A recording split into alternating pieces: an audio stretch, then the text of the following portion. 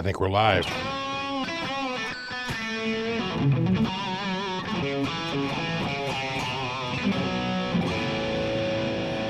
YouTube is running an ad to tell me to run ads. And last week, someone pointed out, they're like, dude, I never see, mid-rolls on your video, but this video, there's been like 5 ads over 2 hours. I'm like, those sons of bitches. I went in there. Yeah, they turned them back on. I was like, oh, YouTube.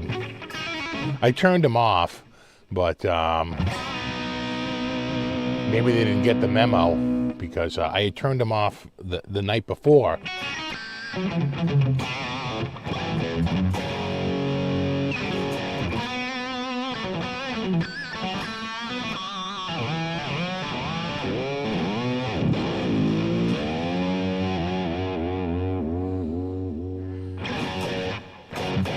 How are we doing here? I think we can a little better.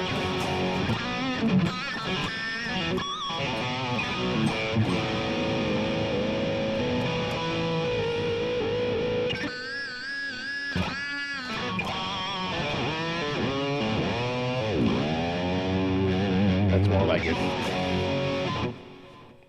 What's up? How's it going? How was your week? What do we have here? Trolls? Yeti Matsu? Everything okay? The sound, the video? Who do we got? WJ Cooper, we got Matt, we got John, we got William Franz, Deanna Fisher, Super Lead, Nelson, what's up, buddy? We've got, who else? Vimps. And Ben, Strat CPO, Zoodler.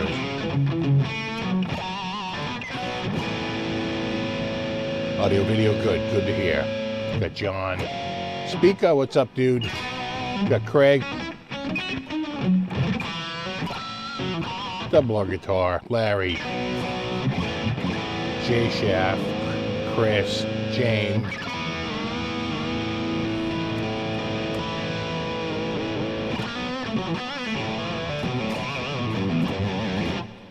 Yeah. This takes a second. Yeah, sometimes I look at the meter and if it's a little, I can almost hear it. It's a little low. You can kind of pick it out. See, that's more what I'm expecting.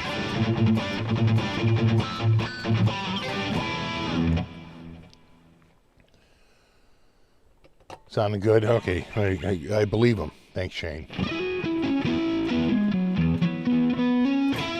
Got Ian.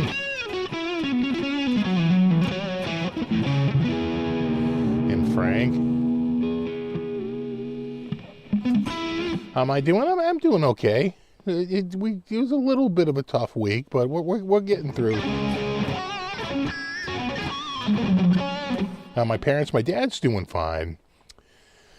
My mom, it's a little tough. We had to take her to a doctor's appointment recently, and she had a bit of a meltdown, and she's kind of completely divorced from reality. She had convinced herself we were trying to steal her money, and we had to say, "You're at the doctor's." What?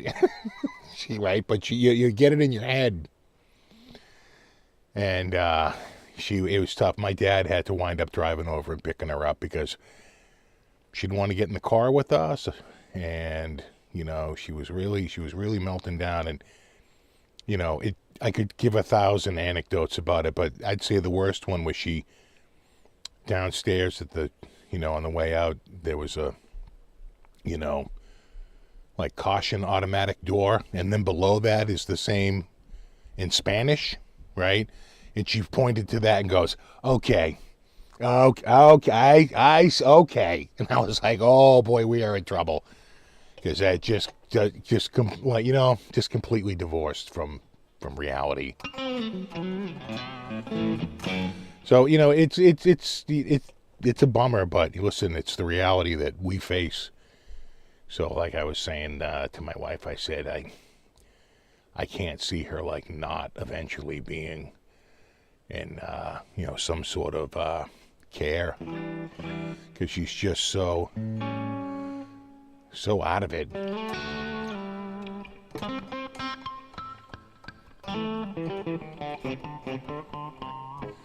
And a run of emotions.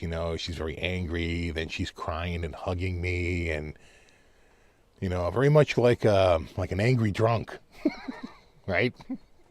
Very, very much so. But not just completely losing all her ability to process what's going on. So we'll see. And then my dad picked her up, and he called me and said, "Hey, will you have her medical cards? You got to bring her medical cards over." I went over there about 2 hours later. She had completely forgotten about it.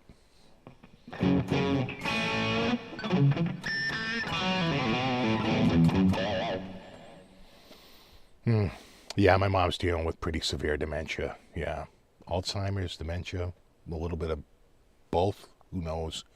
Went through the same with your mom. She's safe in a memory unit now. I gotta think that that's where this is headed, because she's just gonna become unmanageable at some point. Oh, you gotta stay. Listen, someone says really respect your strength in such a tough situation like that. Look, if I get angry, it almost sort of validates her, suspicions, right? She's going, "You're getting nothing," which I haven't heard her speak in a complete sentence like that, but the neurons were firing in her brain like crazy, and I was like, we don't want anything. We agree. We don't want anything. Yeah, no, you're right. That's right. But this, again, it's like talking to an angry drunk. There's nothing, right? There's nothing you can say that's gonna bring them back. You know what I'm saying? It's like it's so tough. See, I think that's a little.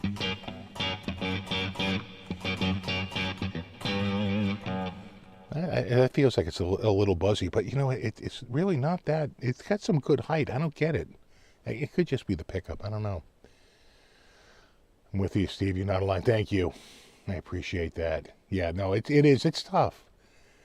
It's tough.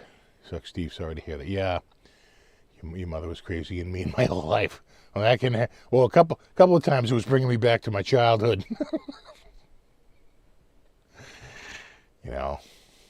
And sorry, Steve, it's a tough one. No, it is. It's tough, and the thing is there's really not a lot you can do. Really, it's only, and we know the trajectory of this. It's only going to get worse. So, but that was a real eye opener, just at how bad her condition is. And like I said, when we would go out for dinner, very few vocabulary words. I should point to my dad and go, whatever, meaning whatever he is having, I'll just have the same thing.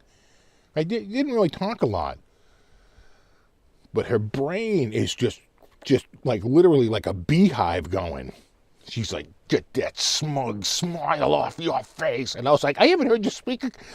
I'm almost kind of happy you're speaking in complete sentences.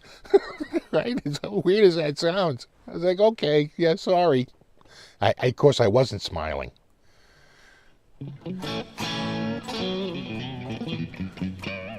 So, again, just kind of completely divorced from reality.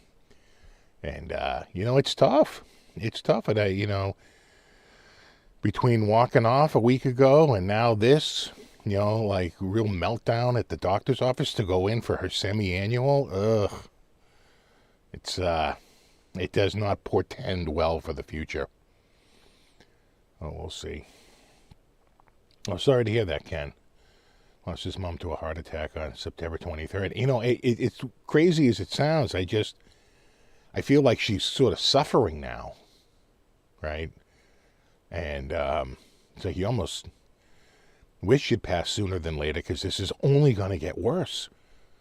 Right? She's 86. I mean, imagine if she goes to 96. It could be real bad, real bad.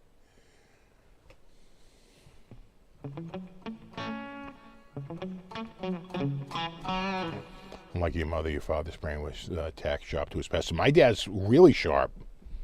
Like kind of the same thing. Like really,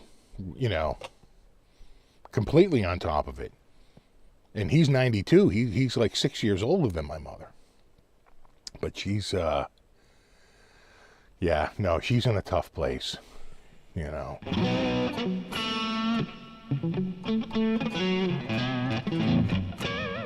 dad was always better in the morning and zoned out later in the day. Yeah, you know what? That's a good point, because this was later in the day. Right? And I think they said, oh, thank you, Matt. They said her blood pressure was a little high. And they say high blood pressure worsens dementia and Alzheimer's, right? So it could have been like multiple factors, that it was late in the day, that her blood pressure is a little high. And she just took a turn. And it was like, oh, no. Ugh, this is much worse than I had ever feared. And again, it's probably only going to get worse. So, yeah, it's just tragic.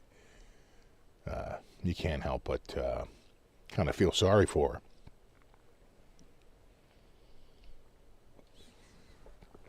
Despite, she, at one point, she just walked out the front door and said, goodbye, I'm going to walk home. I said, it's a 20-minute drive. We live 2 towns over. There's no walking.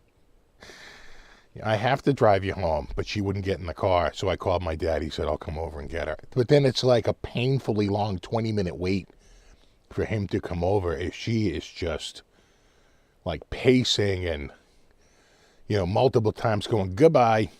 It's like, no, you can't. You can't. It's too dangerous. So I was happy to see him.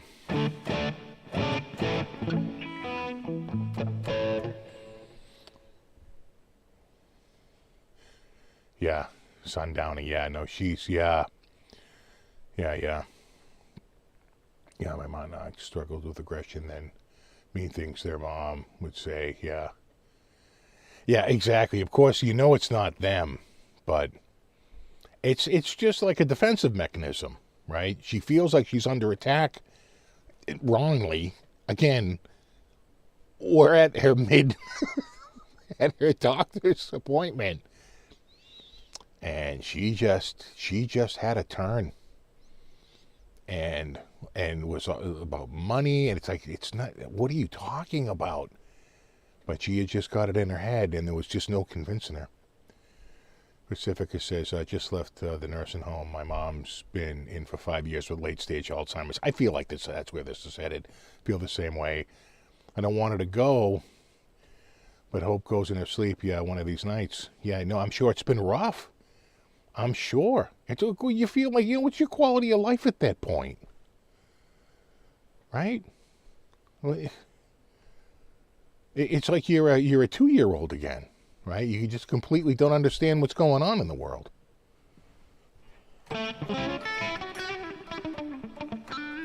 Yeah, she's hit the terrible 80s instead of the terrible 2s. Used to have to sleep in front of the door so she couldn't get out in the middle of the night. Yeah, my sister's been taking precautions to make sure it's difficult to leave the house. So it's like we're thinking about it, but I think as long as she's home, she's all right. I mean, I don't go over there a ton. I'm an infrequent visitor, even though they live right here in town. I don't go over there a lot. I got my own stuff going on here. And I think that distance between seeing me doesn't bode well. If I went over every day, she'd probably be more used to seeing me and be like, oh, wait, no, right. You know what I'm saying? But you start to become a stranger because you're too far removed, Yeah, no, it's been a long journey. I know, I hear you. You always have a good group of dudes here to support you. I appreciate that. I might need it. I didn't think I was going to start up drinking, but right.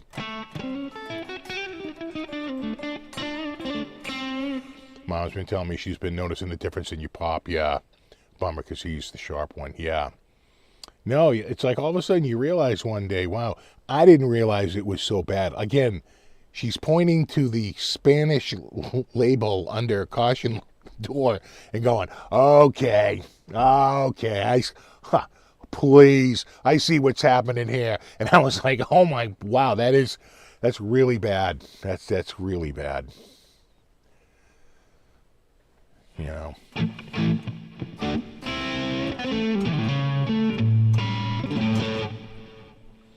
It's heartbreaking. No, it is. I've been through it with your dad. Yeah. No, it's tough because a feeling of helplessness, right? You want to be able to help. You want to be able to do something, and you just come to the realization that what can you do? You know, that there doesn't seem to be like a very good dementia or Alzheimer's drug or treatment out there. It's just, a slow, cruel descent. And, it's tough. It's real tough. And it's tough on the family, you know.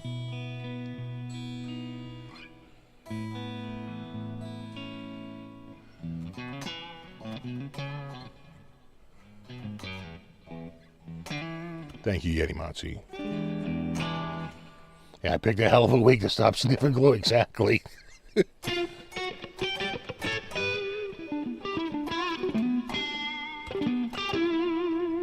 I did hook up with an old friend of mine growing up.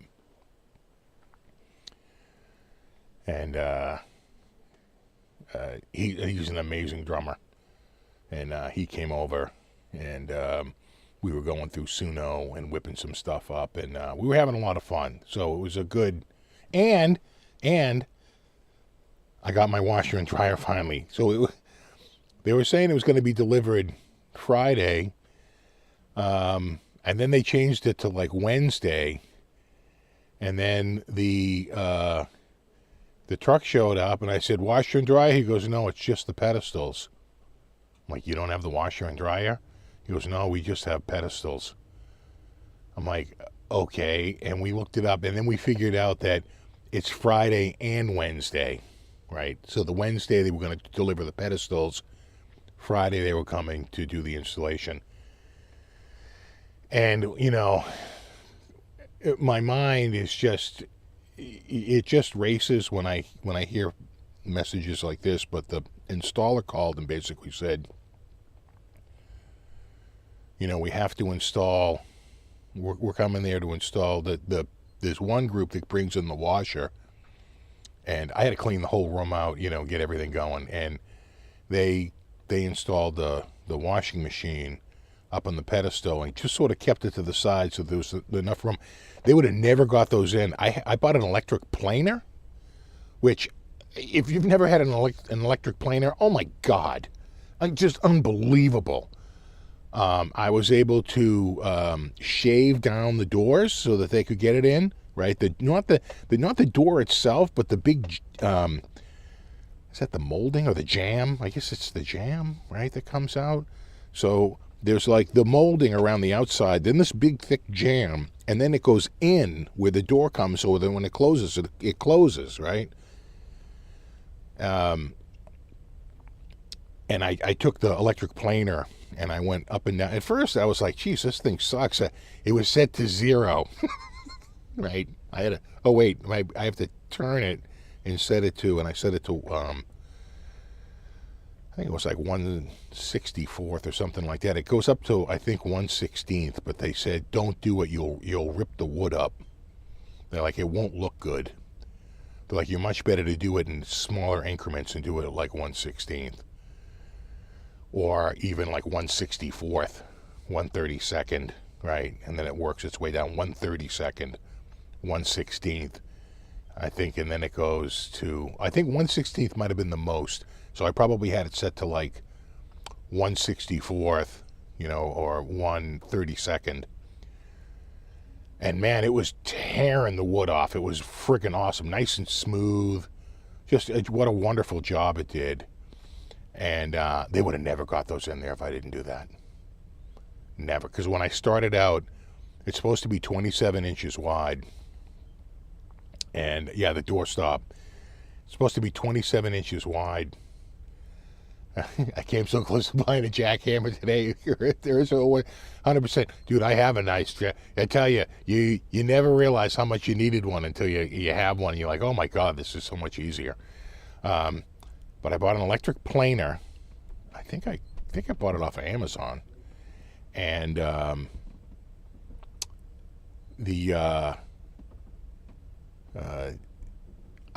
have a digital tape measure, and it was reading 27 like exactly. I'm like, well, that's not good. But sometimes it was like 26 and 15/16. I said, I definitely have to plane these down. And when I was done with the planer, again, on both sides, right? So it's double whatever I do on one side, I go around and do it on the other side. So, if you take out a 64th here and a 64th there, that's a 32nd, right? Or a 32nd here and a 32nd there, that's a 16th. So when I was done, I was at 27 and 5/16, which is 27.31, I think, right? A little bit more than 27 and a quarter. Thank God I did it.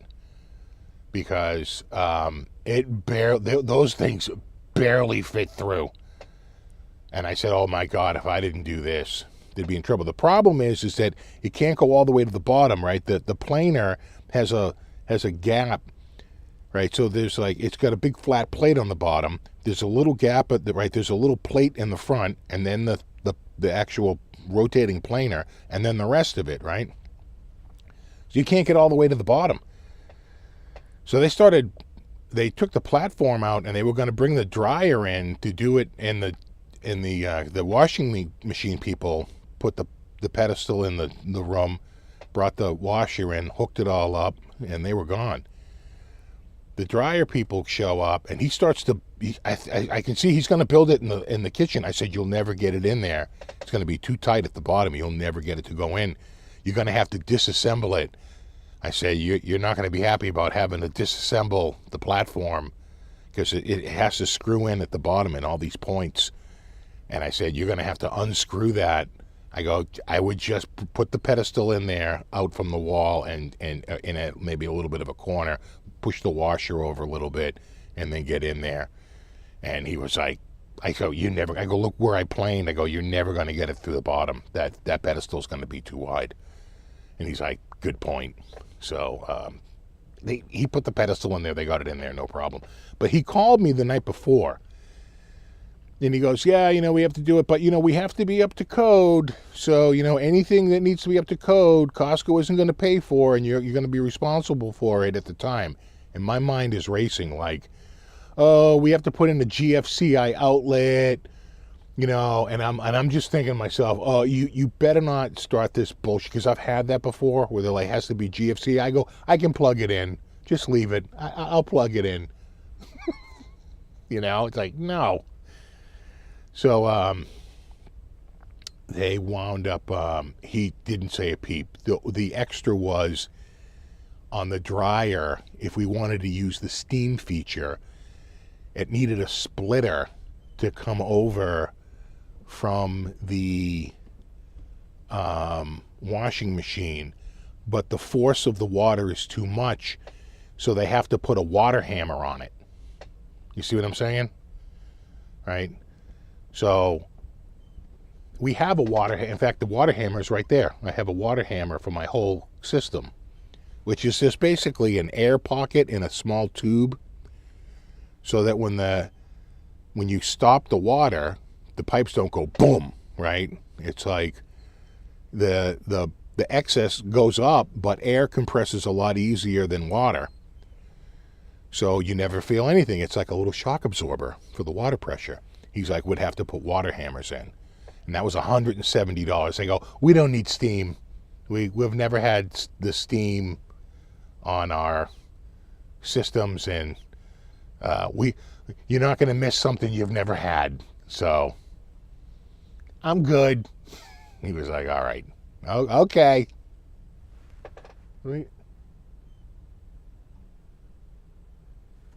Hold on one second. Hold on. I left something on over there. Hold on.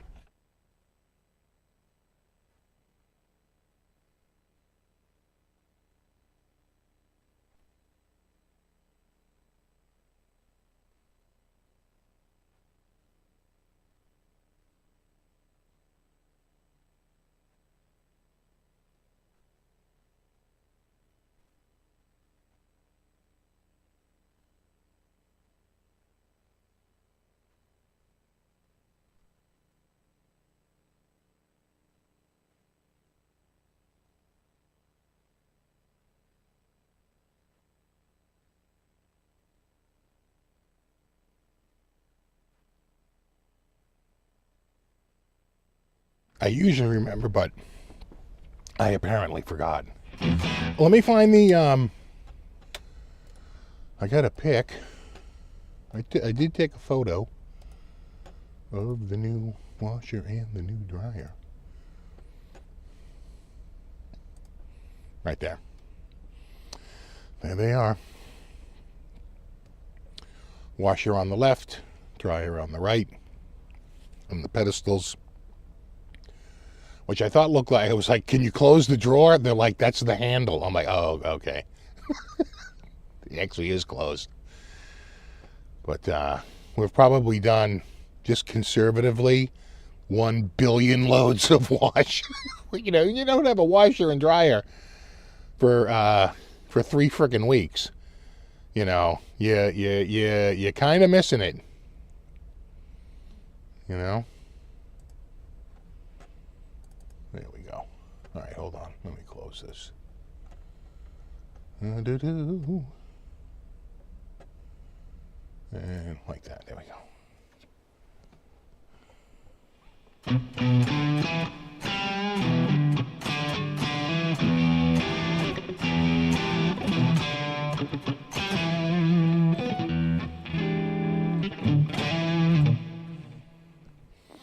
You got the steam thing on your dryer for 20 years. You've used it maybe twice. Yeah. So I was like, what? We're good. So I told the kids, no steam, no, I think there's one called, like disinfection. It's got to be the same thing. It's another steam one. So I was like, just avoid these 3 settings here. It's like steam, wrinkle, steam, something, and sanitize. Those all got to be working off of steam. So I was like, yeah, we don't need it. We've lived without it for so long. We're good.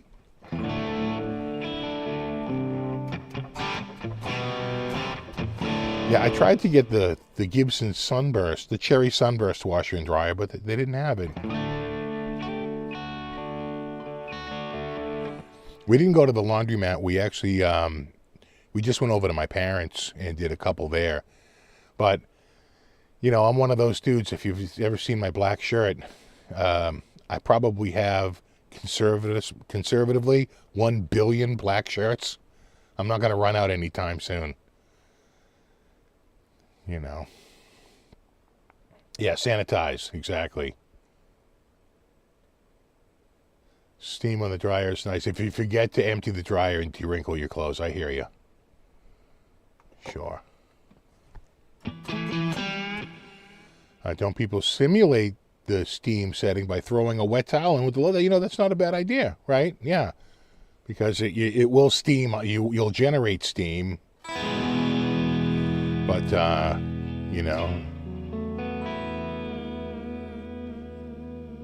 didn't want to pay the extra $170. So I was like, nope.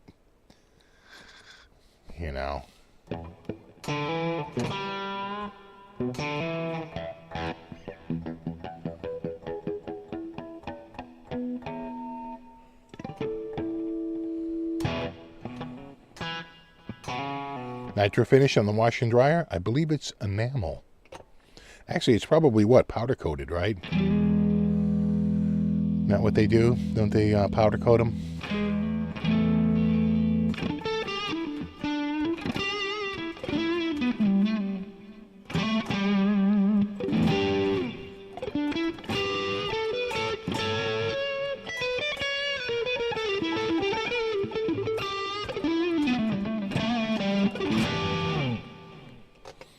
Shammy whammy, doesn't a dryer do the same thing on wet clothes every time? Dude, I was thinking the same thing. I'm like, how is it not steam on wet clothes? Right? I mean, not wet, but damp. I mean, when I look outside and I see the, they coming out of the vent, I mean, it looks like nothing but freaking steam. I don't get it. But they're like, you want the steam function? I was like, is it free? No, then no. It's a hard pass.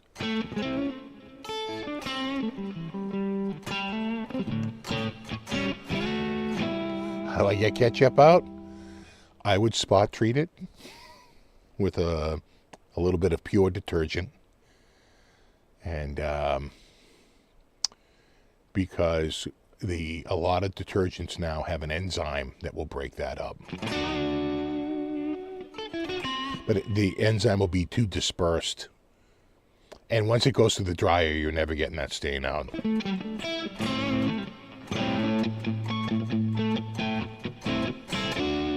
The powder coat does let the washer and the dryer breathe, so you can get the best tone. It's a tone dryer.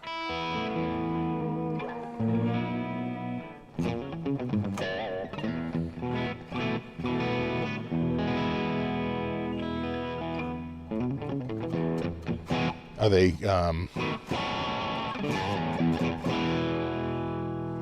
had to make sure it had switchcraft jacks on it and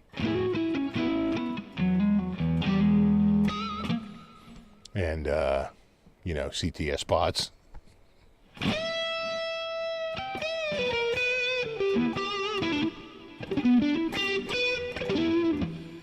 Your maid does all your laundry and your wife hates it when you call her the maid. Sure.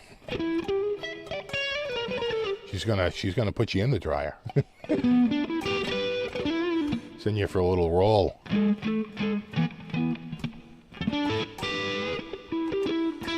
Oh, shammy whammy pressure washer work? Sure. Get that ketchup right out.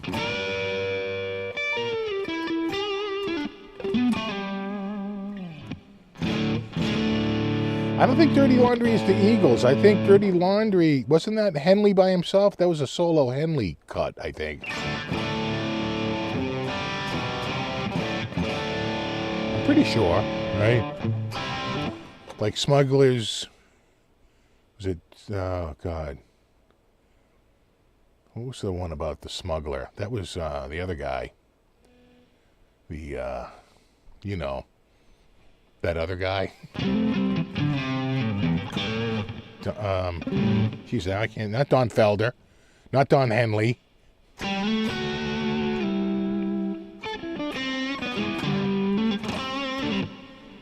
Yeah. I thought that was Henley on his own. Yeah, Glenn Frey. Thank you, Andy. Smuggler's Blues, right? He had a bit of a hit with that, without a doubt. Let's go to BC Rich Cam.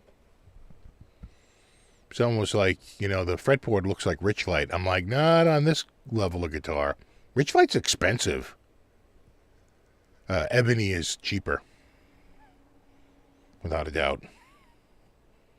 It's quite the slab on there, though. Quite the slabola.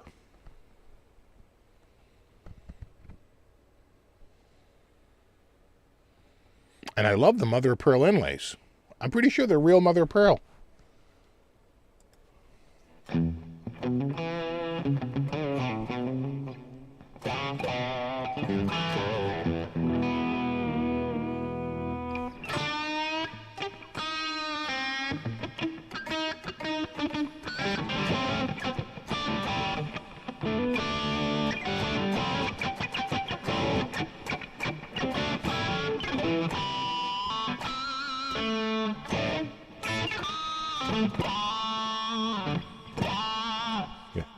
Got a little stuck on the way up.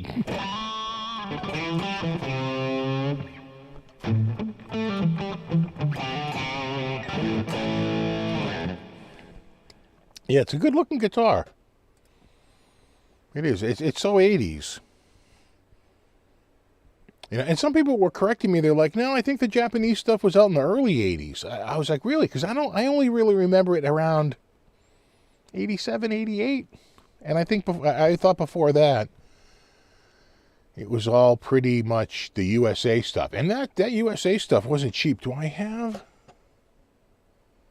let me see if I have a...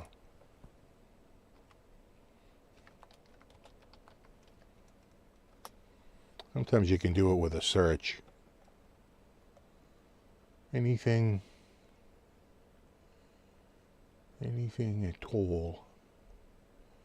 Well, that's close, but that's definitely not it. Oh, here it is. Yeah. Here you go. Fender guitars,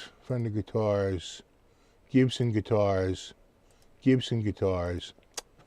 Ah, shit. Yeah, those are all used, though. I was hoping to see the new stuff. All right. Yeah, it's not there. Fender, Gibson, but it's all used. Nah, son of a bitch. Anything? Did I have any more shots of it? No, and then I'm out. Yeah, that was it. The reason why I take the used stuff is because it's so kooky. Like how, hold on a sec here. Can I,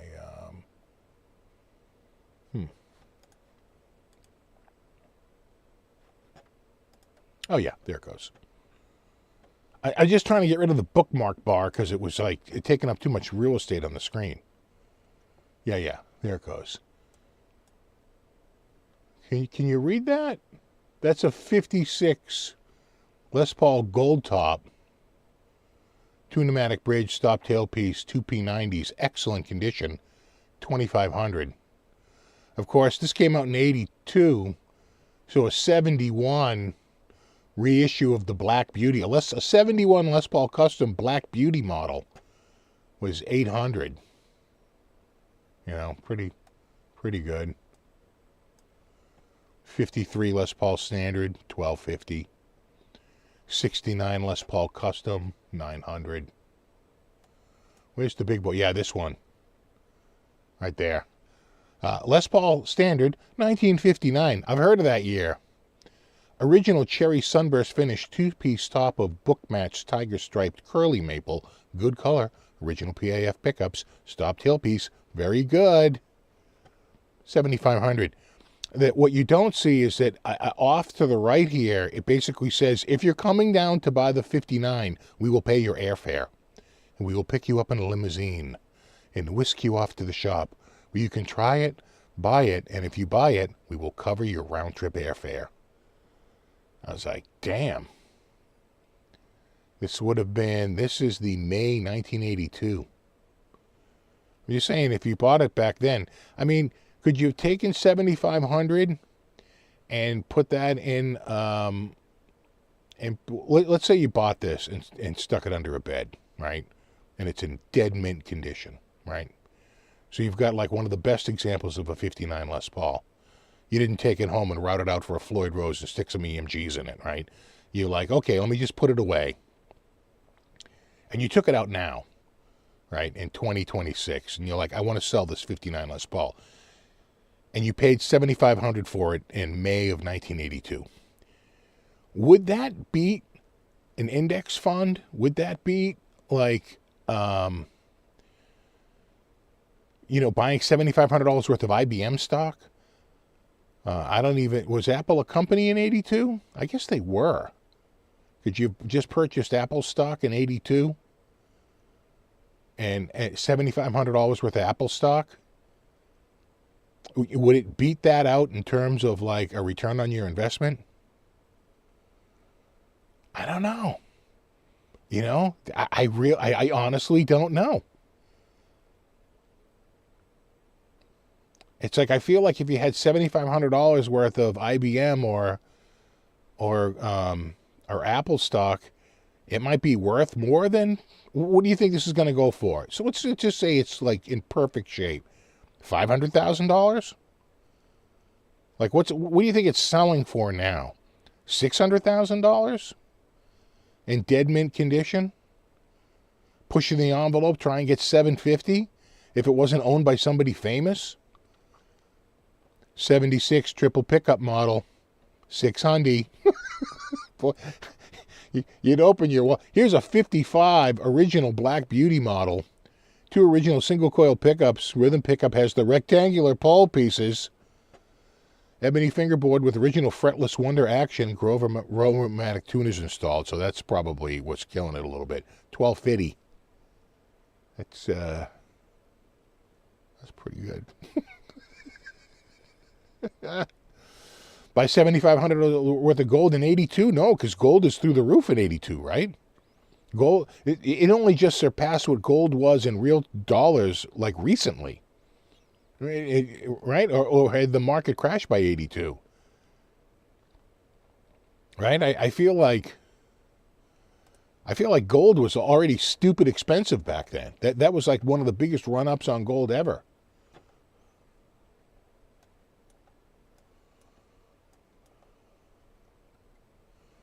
All right. Here are the...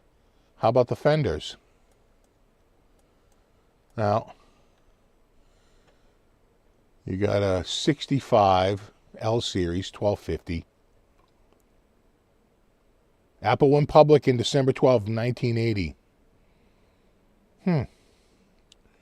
Yeah, you might do a little bit better with that Apple stock. I'm just saying, you might. Here's a 63 pre-CBS. Oh, they love to say pre-CBS. Rosewood fingerboard L Series, 1250. God, I wish I just bought that for $12.50 back then. 59 Strat, Schaller tuners installed. So that's killing it. Refretted with Gibson style. See, people can't leave shit alone. That's why it's $1,200. 62 pre-CBS, original sunburst finish, rosewood slab fingerboard, clay dot inlays. Tremolo model, original brown hard case, 1500. Ah, geez, that's nice, huh? You got a 68 original candy apple finish, 4-bolt neck, pre-CBS, very good. Again, this is the May 1982 catalog, May 82.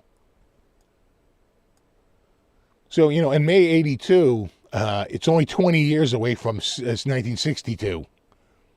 Right, it's like if you saw something today from a 2006 model, you're like, well, that isn't vintage.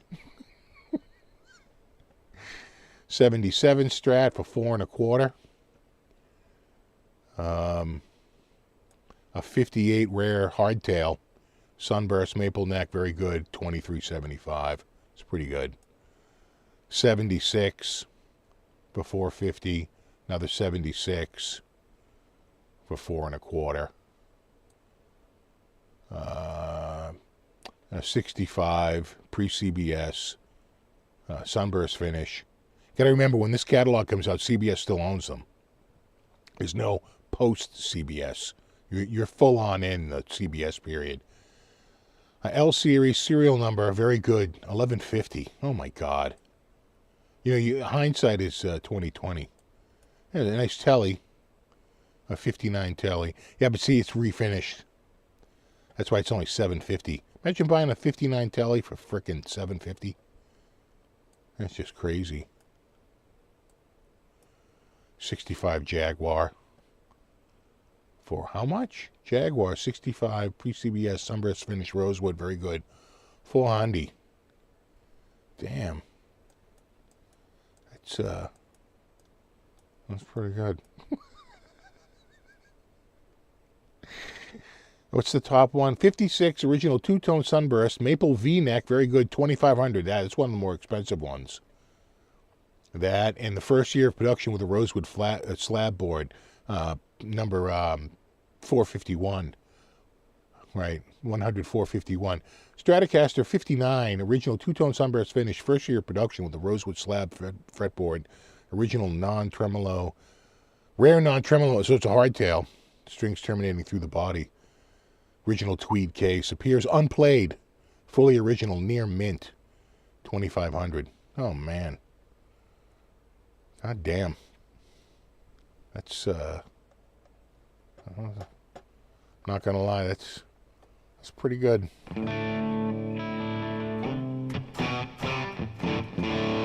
What's up, Michael?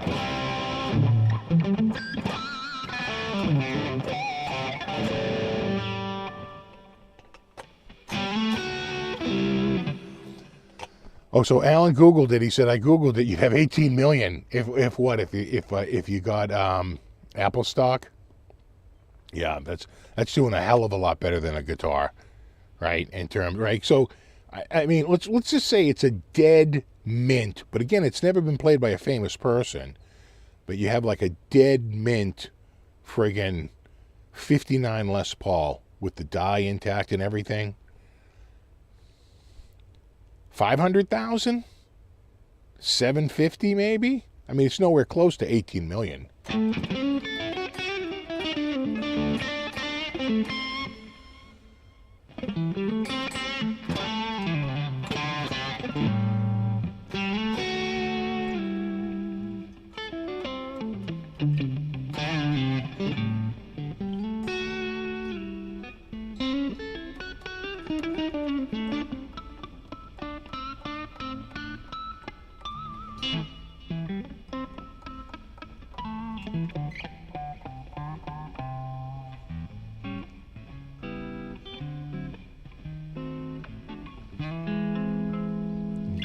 Exactly.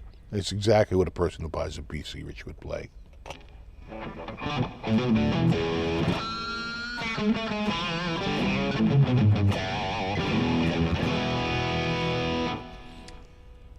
Krauss says, I just wish I had some of my 80s guitars back. I traded many like a dummy. You know, we all do. Dude, I had one of the rarest Ibanez guitars ever, the green one, signed by Steve Vai. And the speaker would probably remember it, the bright green one there with, which I was never crazy about the day glow colors, but it was a very rare guitar. I sold it for like $900, maybe $950. They're probably worth 10 grand today. So, and I don't know what I had to pay my stupid college tuition.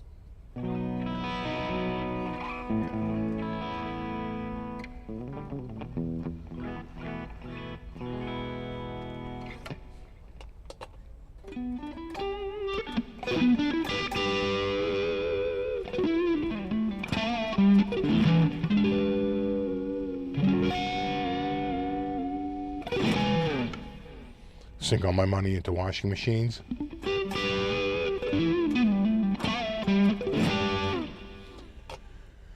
You think Vola might appreciate in 25 years? They could. Just because, everything gets more expensive. And they're on the low side for an MIJ guitar. They really are.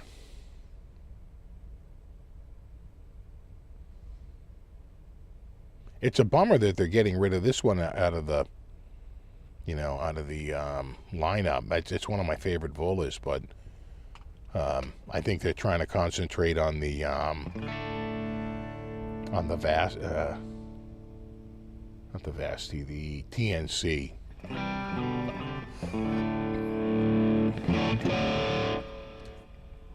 And higher end models that they can never keep in stock, like the Aries.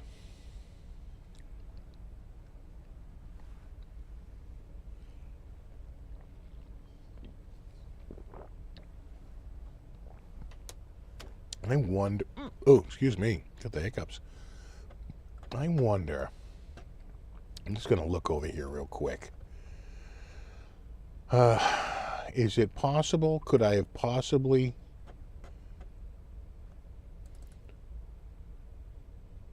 no, that's not it. I'm just seeing if I maybe kept a version of the PDF somewhere easy. I'd keep it at the root if I really, no.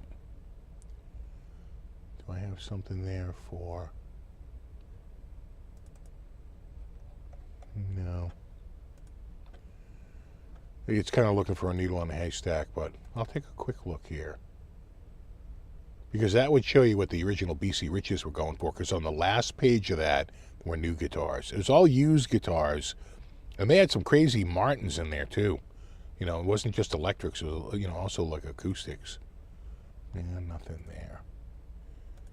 Just to see if I might possibly could have perhaps kept I know I saw it recently, but I think it's on another machine that doesn't have the drive shared out.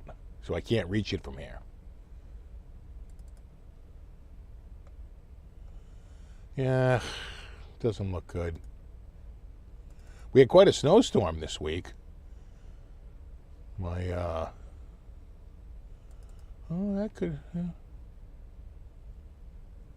PDF.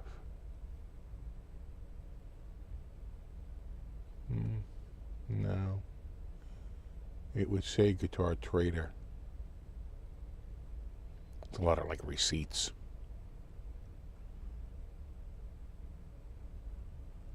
It doesn't look good.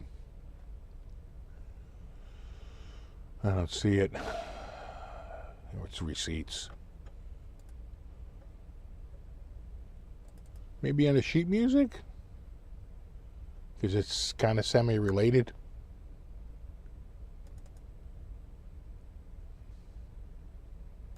No. No. All right. I don't think I have it. What else I wanted to show you here?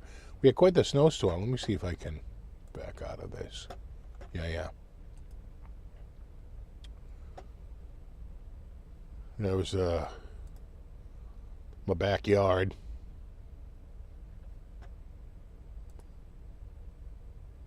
Yeah.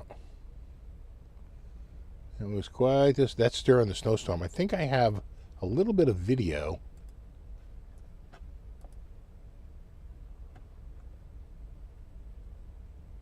Yeah. All right, hold on. We'll go here, and then we'll go here. All right, dude, check this out.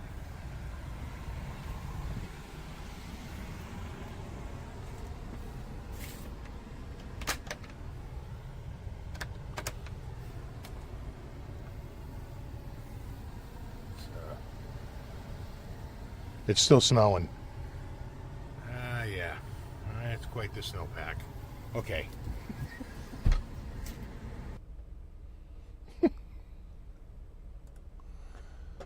Hold on. Right there.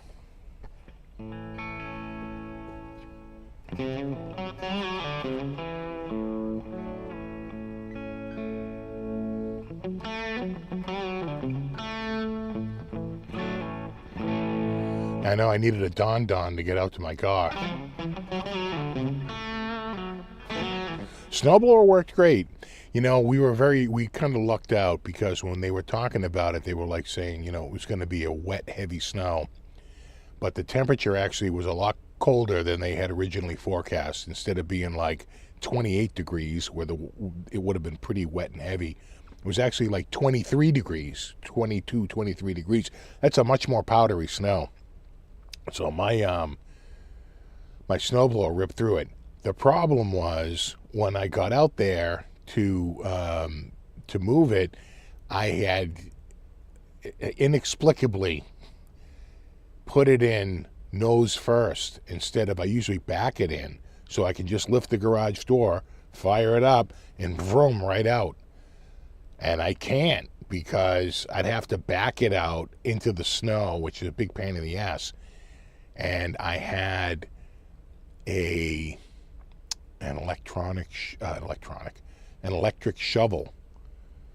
I forget who makes it, but it's basically like it's got a little shovel mouth and a rotary.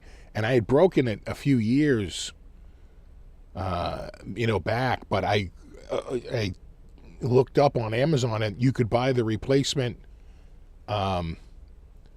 The blade, which had broken. I bought the replacement blade and put it in. I never used it. And I had an electric cord right there, so I put that on, blowing that snow right out of my way. I cleared out the whole area in front of the garage in like seconds. I was like, oh my God, this is unbelievable. And then I was able to get the snowblower out enough that I could spin it around, plug it in, fired right up, ripped right friggin' through it.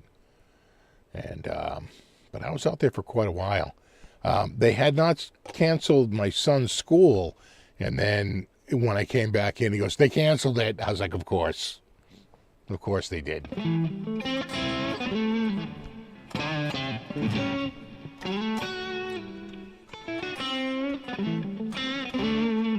I don't think you can see the... I don't think I have a shot with the trailer.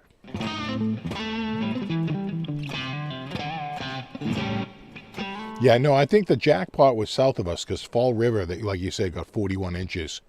A friend of mine lives down in that area, and he had a 4-foot fence, and it was about this, this much below the 4. Now, it was heavy wind, so there was a lot of drifts, but still, it was pretty flat, and like maybe 3 or 4 inches below the top of a 48-inch fence. I was like, that's pretty crazy. Mine, we got like, I'm going to say 21, 22 inches because the mouth on my snowblower is 24 inches high. And it was like 2 to 3 inches, depending on where it was, because it was higher and lower in areas below the intake. So I had no problem with it. Went pretty much right through it. Yeah, snow broom, right? Electric broom. Right, electric shovel.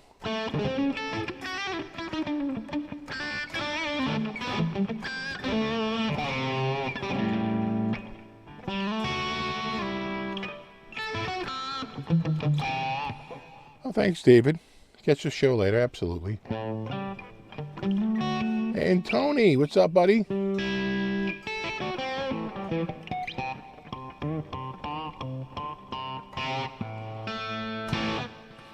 I'm late, but new guitar day, a G&L USA Skyhawk. Look at you. That's nice. Let me take a look at one of those. G&L Skyhawk. Okay. Images? Yeah. So, kind of looks like this, roughly. Though yours might be a little bit nicer if it's a USA versus an import. Did they do? I thought they were doing imports towards the end. Fullerton Deluxe. Yeah. Nice. It's kind of like a Strat, but, not a Strat because I don't want to get in any trouble with Fender. Yeah, very nice.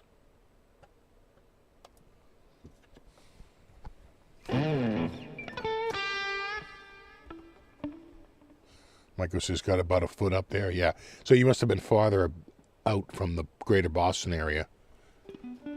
Because it feel like as you got out, especially north and west of it, it did drop off. It does feel like the because I think they said at one point, and the storm was far from over, that TF Green there, the airport in Rhode Island, they were at like 33 inches. I was like, oh, that's a lot. Like I said, I think we only got 21, 22.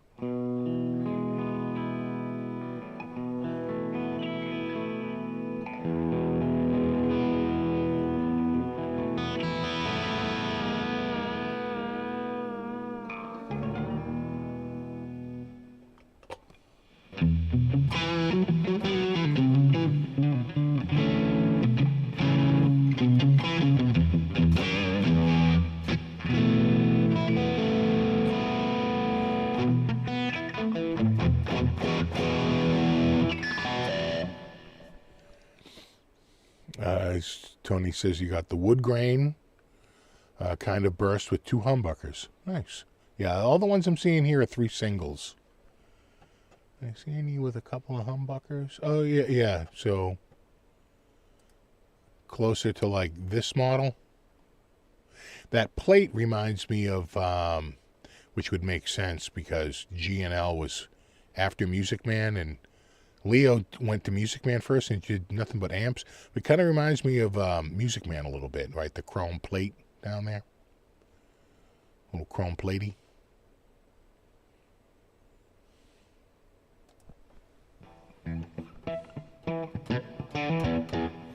Yeah, I'm up towards the end of 495. Yeah, I feel like they had like I said, the epicenter seems to be around Providence, roughly, and then sort of works its way out.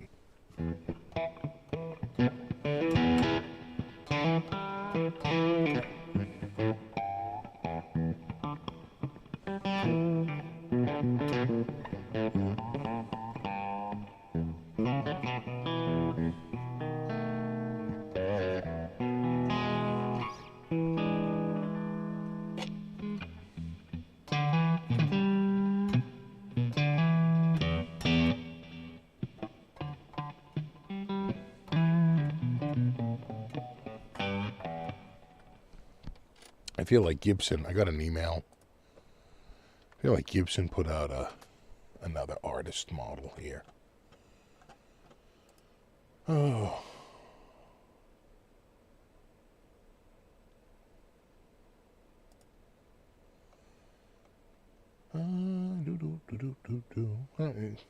The landing page just happened to be the mod shop.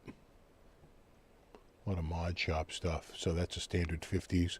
Nice looking studio, but it's $2,000 though. It's up there.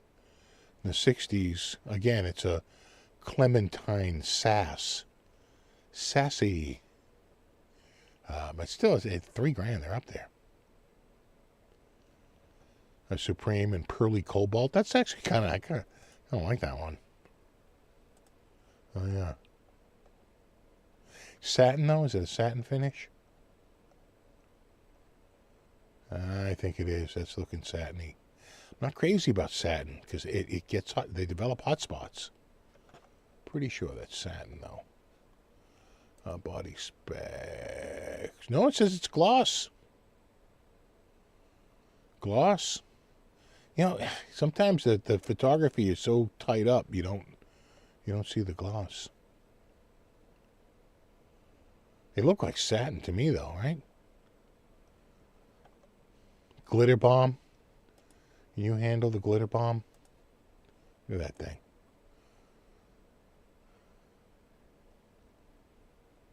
It's like a party before you even struck a single note. Anyway, we're going down a rabbit hole here. Guitars, latest releases. Oh, geez, I don't see it. Unless it's under Artist Series. I thought there was a new Mick Ronson, like a 70s style, like Les Paul Custom.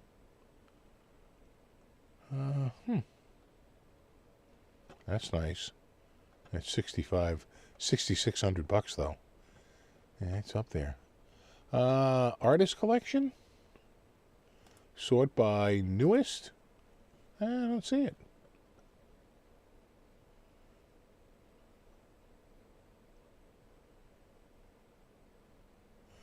Unless they were just promoting it and it's not new. I don't see it.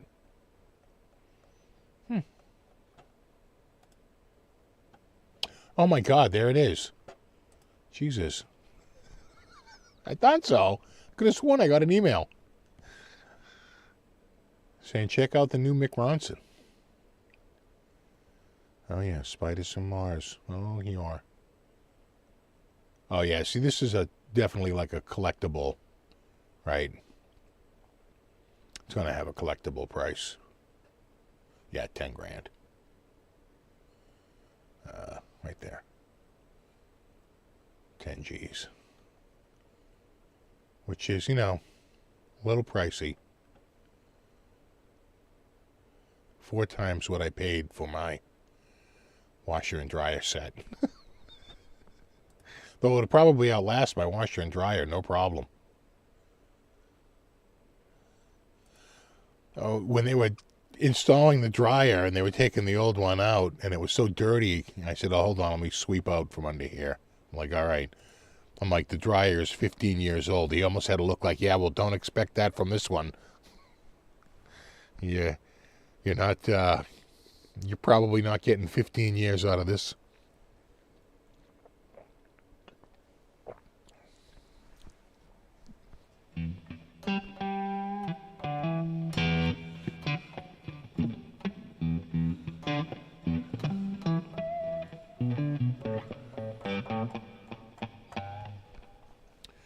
Yeah, let's go back. Go back to that mod collection, just because they're so unique. You know, very, very cool colors. Again, mule top, carmine candy. There's the glitter bomb. Southern shutter butter. I'm not crazy about the perloid, but I tell you, I actually like that. I like that. I don't like the perloid plastics, but I do like that top. And again, it feels like it's, right, especially right there, it kind of feels like it's satin. But I was wrong before. I'm going to assume I might be wrong again.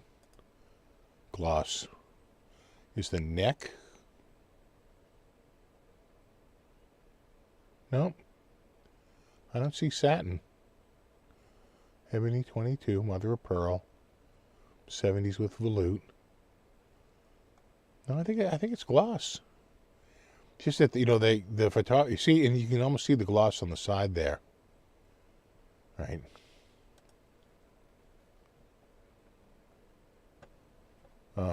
Lapis blue pearl. That's a good looking color. Speaking, you need one like this. Don't get cheap on me, bro.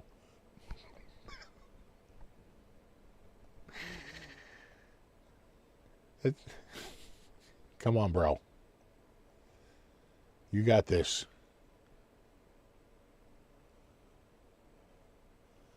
So it's got a little dent. You're fine. Oh, a little denty right there, too. It's al dente. It's al dente. You can see it right there, too.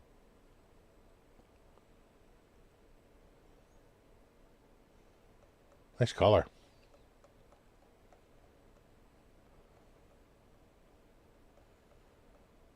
Oh, yeah, that's real nice. I love the back. Looking good. How much is this? $36.99. Ah, see, not too bad.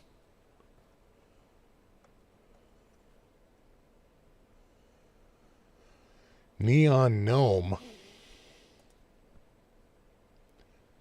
That's one bright guitar right there. Oh man, and the matching headstock.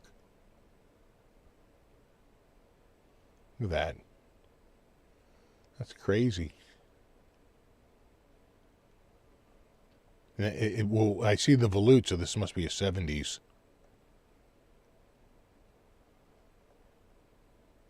Oh man, that is neon, huh? Jesus. That is bright. But someone's going to look at it and say, that is friggin' just what I wanted.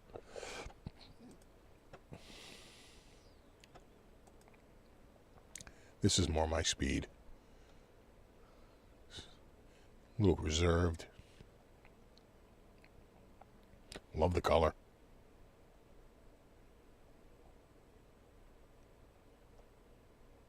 That's definitely gloss.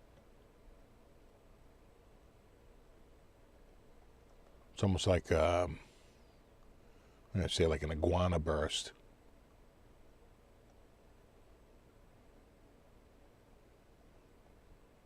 Feels like it's gloss on the top and maybe satin on the back, but again, I could be wrong. Their photography is, they have so many lights going, it just seems to fill everything in. Body specs. No, they say gloss nitrocellulose.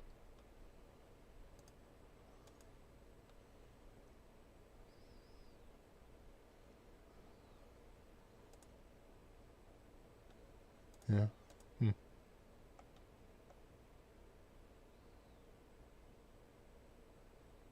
Mod collection. All right. Kind of nice. I like it. Oh, this is nice too. Here's one for you, speaker. Right there. What's the color? Cranberry sherbet. Oh, man. That's sweet. And a little tart. Looks good, though. Again, I'm not crazy about perloid, but that's easily enough changed.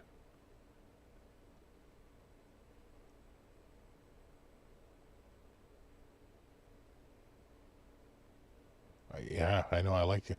I love the gold metallic. You got a little. That's just lacquer cracking. Yeah, like right there. So they go over the side and then they scrape it, and you see a little bit of a lacquer crack there. That's fine. A little bit of a dent. It's al dente. Love the color though.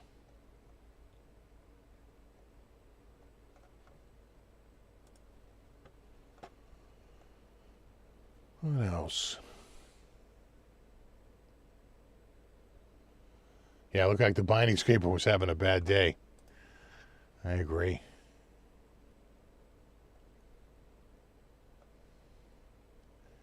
A 50s. Super orange. Yeah, that's pretty cool. I like that.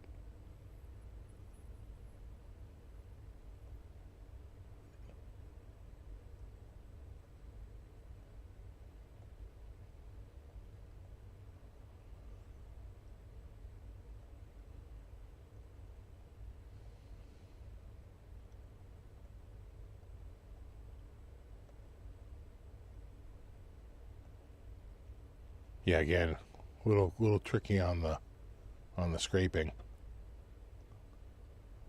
But you know, you got to hand it to them. They show, they don't hide anything.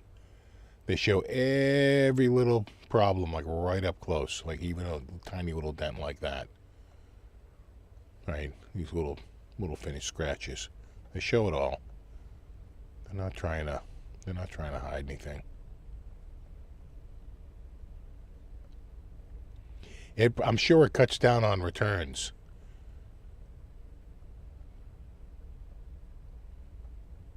Kind of like it. Nice big orange. 335. Got the Explorer. Oh, that's nice too. 58. It's 10 G's though. Man, that's up there.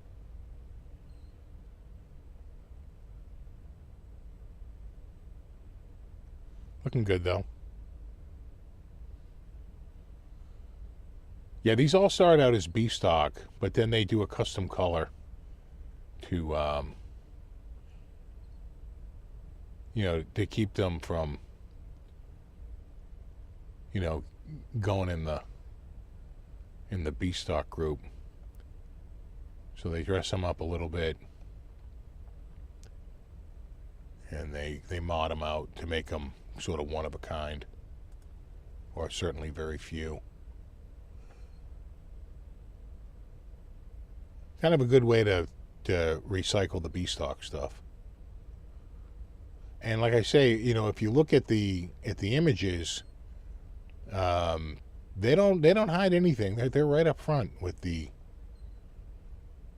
with any and all damage, with any little scratch or little dent. They show it all. What's that? That's a Blurpine. Oh, yeah, sort of like a purple, a blue purple. Kind of cool.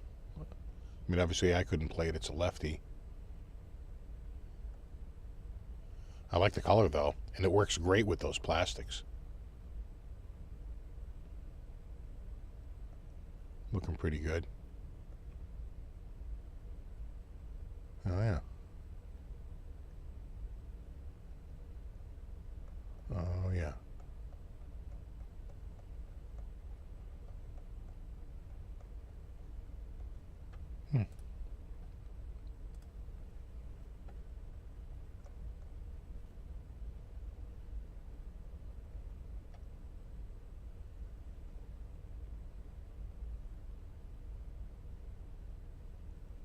Brass Mule.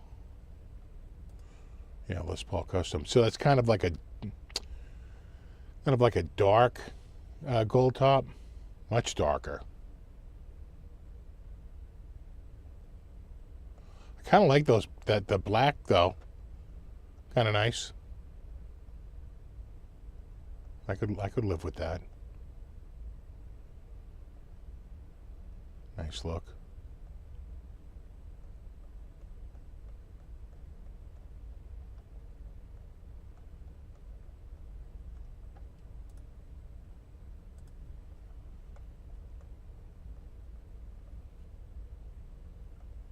Anyway.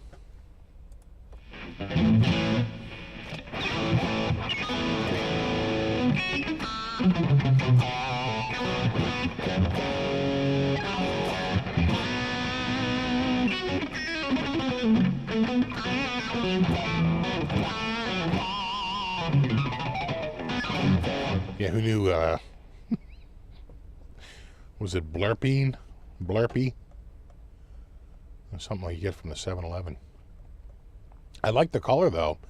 I like the metallic, and I like the purple. Yeah, Blurpeen.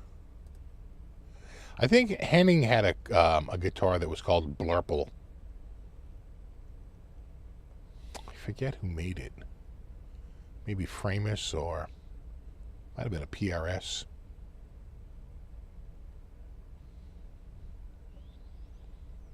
I tell you, that SG Supreme looks really good, though. Good looking color. And same with that 61. Those sort of stick out on the page to me. Without a doubt.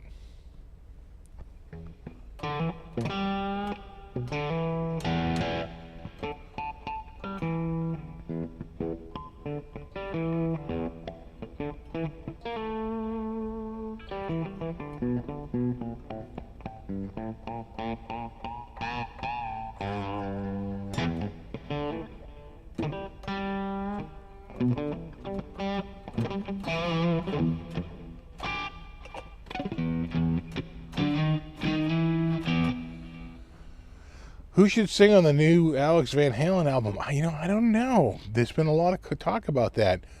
Some people say the obvious choice is Wolfie. But a lot of people point out, he's trying to do his own thing. I think he's sort of over the Van Halen Association. Other people say Sammy Hagar. He still sounds pretty good. Just use Sammy. But I think they're not really talking to each other. Some people will just have Dave. But, Dave's singing hasn't been good for years now. So that doesn't seem to be working. So it's tough to know, right? I tell you, one of the guys who I thought sounded really good on some of the Van Halen stuff was Corey Taylor. And, of course, the obvious choice would be Michael Starr, right, from Steel Panther. I mean, he can sound kind of exactly like Dave if he wants to. He's a really good singer. So I don't know. He's in a bit of a conundrum. Or just release all his instrumentals. Oh, Gary Cherone. I saw Gary singing. I don't know how recent it was, but he still sounded pretty good.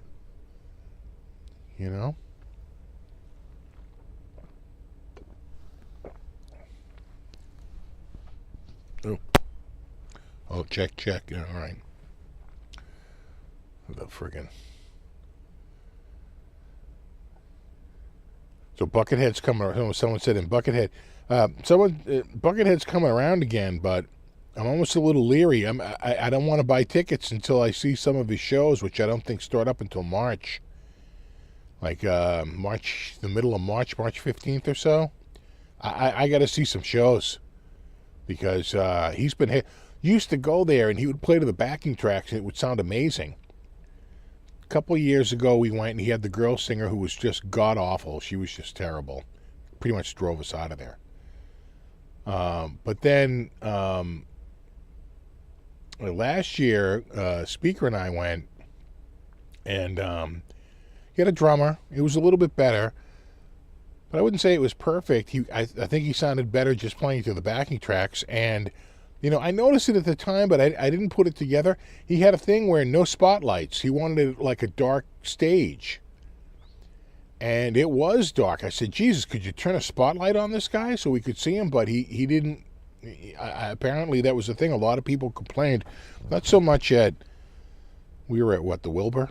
Not so much at the Wilbur, but at, at other venues where it was really dark. And they're like, I couldn't even see the guy. So, he's been a little quirky lately. And I wish he'd just go back to playing over the backing tracks. Maybe use a mix. Like use Gary, Dave, Sammy, Wolf, right? Because Wolf might sing on one.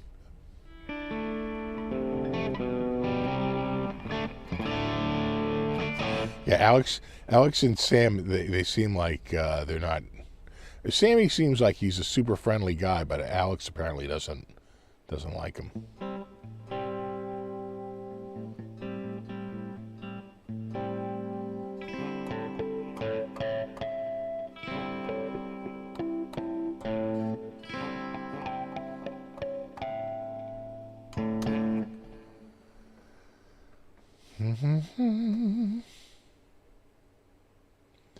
Might be kind of a joke, though, if you get the guy from Steel Panther, but that guy can really sing. He really is a good singer. Yeah, get AI DLR.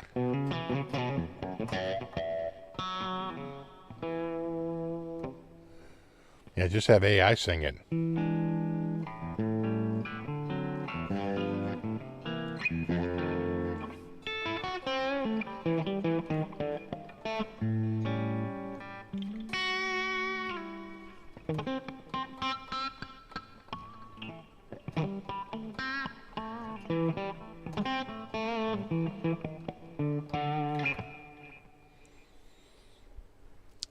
It does seem a little like there's a lot of baggage going on there. It might have to be someone new.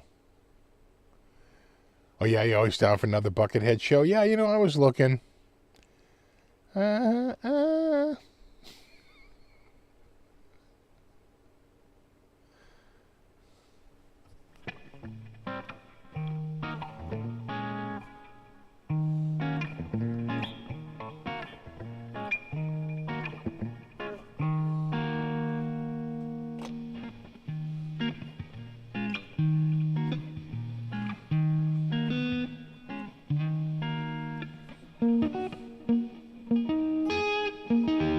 What is it?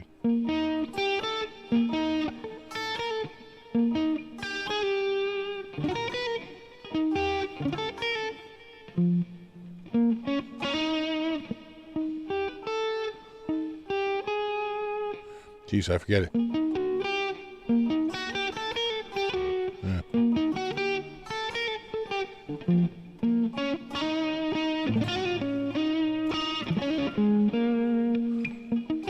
Yeah.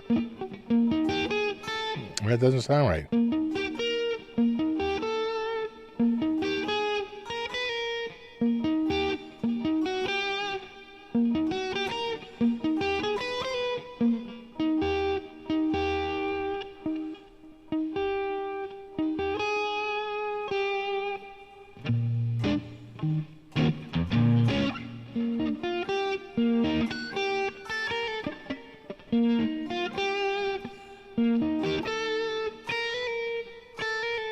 Yeah.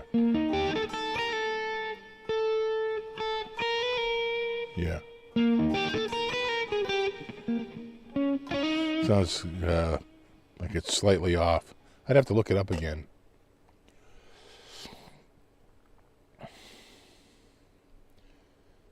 Alex seemed to write Sam off after Sam's book. He told some pretty ugly EVH stories. Yeah. Yeah. That'll do it.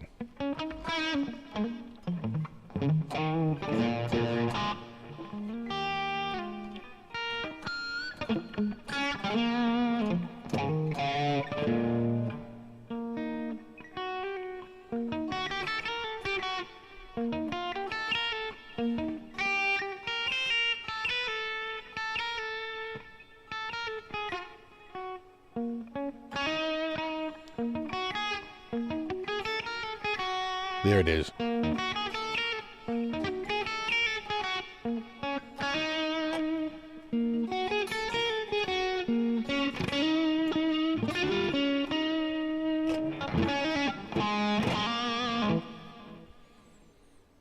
To think about it a little bit, you can hear it. You say, no, that's not right. Wrong notes.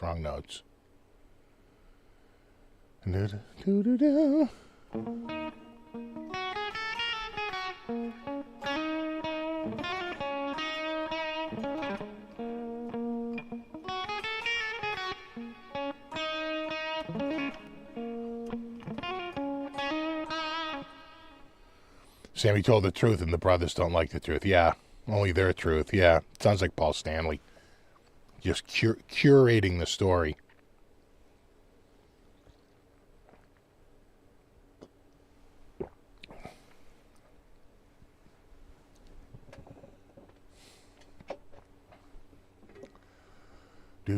Do.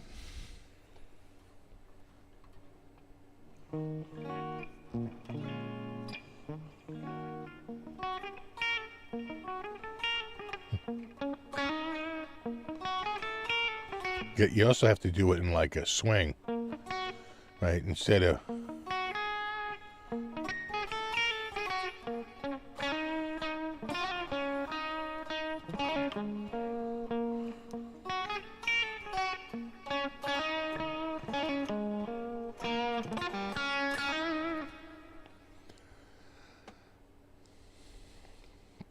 Ever consider keeping the EVH SA-126? Love the neck, but can't get over the body. Says, yeah, same here. You know, the body was big, and it was a heavy guitar. That was I think it was a mahogany body, right?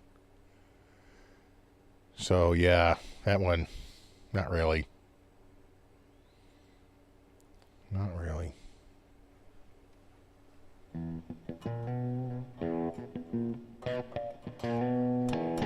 Yeah, this is an ebony fretboard.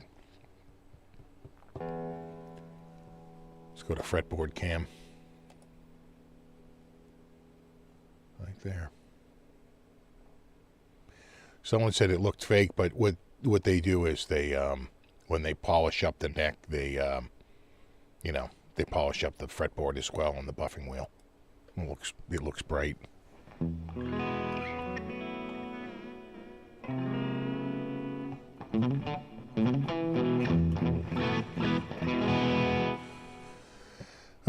Do you think Sammy was as popular as Van Halen in 1984? No. I mean, Sammy did have I Can't Drive 55, and he had one other big Heavy Metal, right? Was that his other big hit? Yeah, I think he had two real, but certainly I Can't Drive 55 was a pretty big hit. But he would say, when I went to Van Halen, I took a pay cut. Because, it used to be Sammy Hagar, and I would pay a band, and I made all the money from the touring. And now I had to split it 4 ways. So, right, it was less just because you're splitting it with 3 other people. Yeah, Heavy Metal was for the film. Yeah.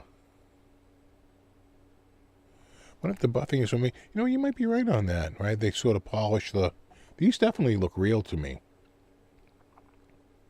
The inlays. But they might not be, but I don't know. They look pretty good.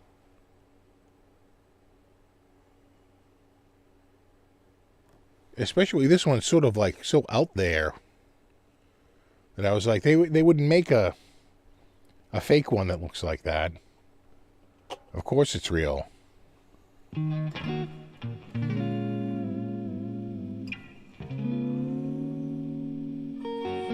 Yeah, Sammy was in Montrose, right? With Ronnie Montrose. Rock Candy, yeah.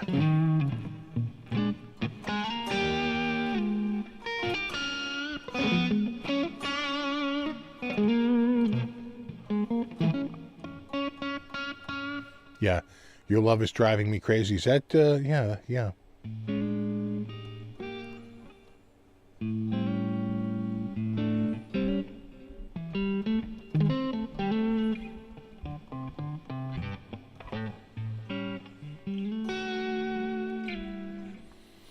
Yeah, so 5150 came out, and then what was the first Roth album? Was it Eat 'Em and Smile? I'm trying to remember now.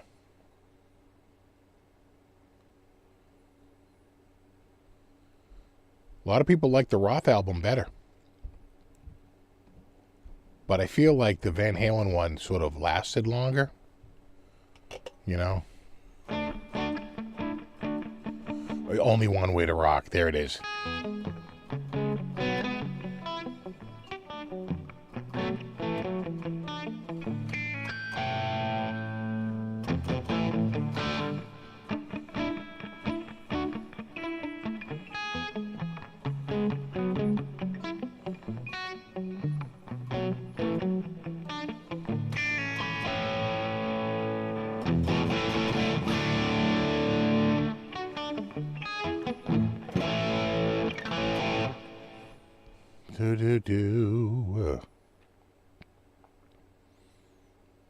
Was it Crazy from the Heat? Was that the first one?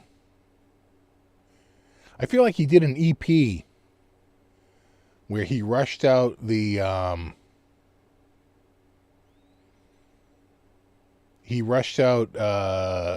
want to say the Beach Boys cover,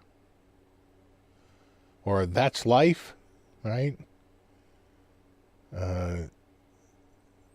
I think he was California Girls and That's Life on like a little EP he did. It wasn't really a full album. I feel like he was trying to get out before Van Halen got out.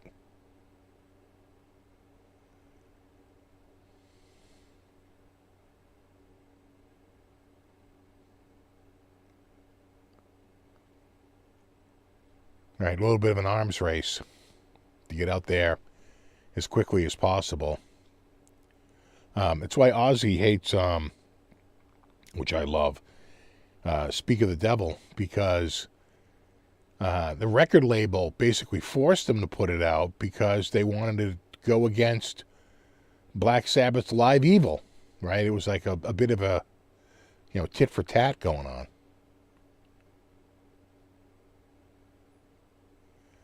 Yeah, Yankee Rose was really good. But I feel like Yankee Rose was Vi's in the band. I feel like the EP before that, I have no idea who he was playing with.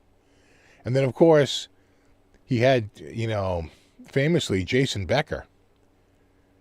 And who I think only lasted the one album, and he got the, afflicted with ALS. Yeah, Crazy from the Heat was an EP, right. And Just a Gigolo. Yeah.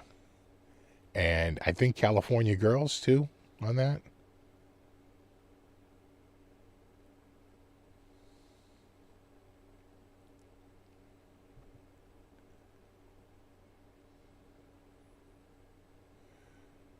No, I remember when Vi took over for Yngwie Malmsteen in Alcatraz. And, God, was it God Saves Rock and... What was the name of that tune? God Bless Rock and Roll? God, I can't remember it. It was a crazy riff, though.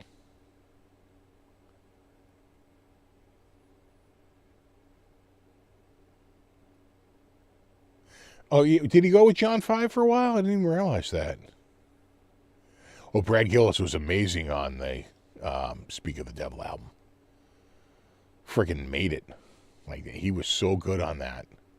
It was really good.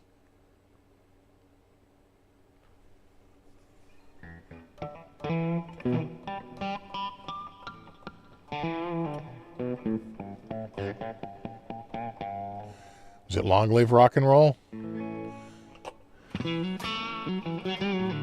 Thought it was God Bless. God Bless Video. Yeah.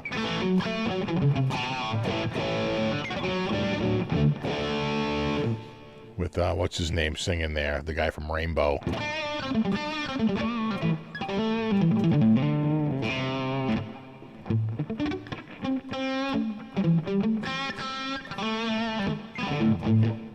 Graham Bonnet. Yeah. Who did what? Since you've been gone? Right? Is that the one with Rainbow?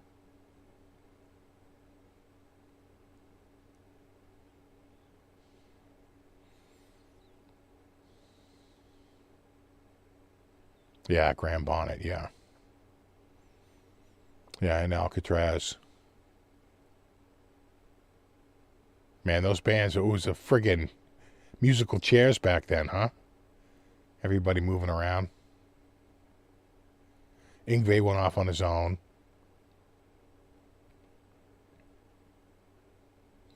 Oh, yeah, bass player, the keys player from the band New England. Yeah, yeah. Kelly Clarkson.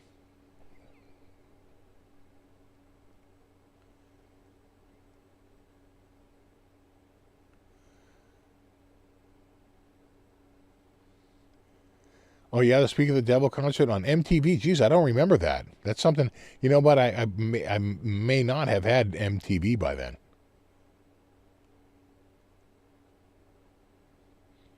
You know, we didn't get MTV until, I'm going to say like 85, maybe 86, 85.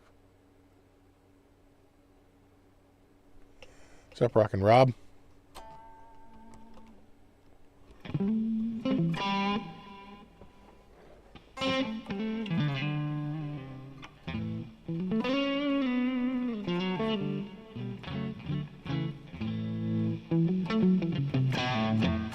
You have it on VH tape.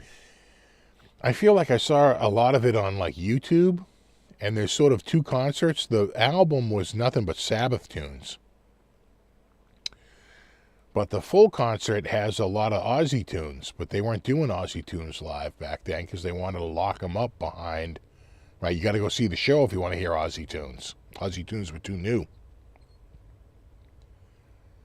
So, Speak of the Devil, the record was only Sabbath. And, yeah, no, it was pretty crazy.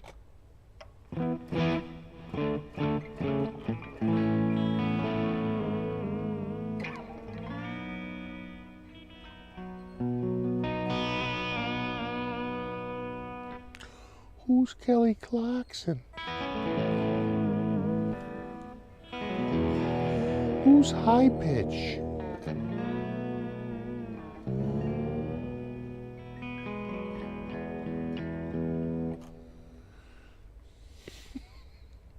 Surprised that dude's still alive.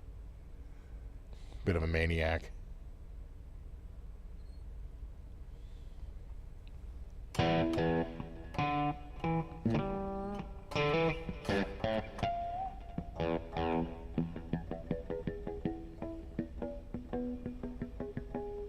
Sharon said that my album was done because of her father's agreement. Right, because she took over her dad's contract with Ozzy or something like that. I forget now. Yeah, High Pitch Eric. That dude. No, this is Derek. Derek. You don't think Randy liked playing the Sabbath stuff? Yeah, you might be right on that.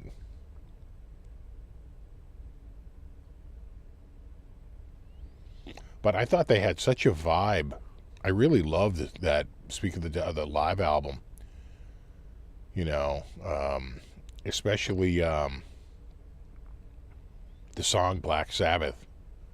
You know, with the big, stadium, big auditorium feel. I thought it sounded great. Ozzy hates that album, or he's passed away, but obviously he was on record a few times saying that he really hated making that record. I friggin' loved it. Came out right at the right time. I want to say 82, maybe 83, but I feel like it was 82. And they wanted to get it out before maybe Live Evil came out in right around the same time. I want to say 82. Because by 83, I feel like Sabbath had Ian Gillan, and they came out with the just a one-off album with him. Who played drums on Speak of the Devil? Tommy Aldridge. And on the Dio live album, I'm pretty sure it was Vinny Appice.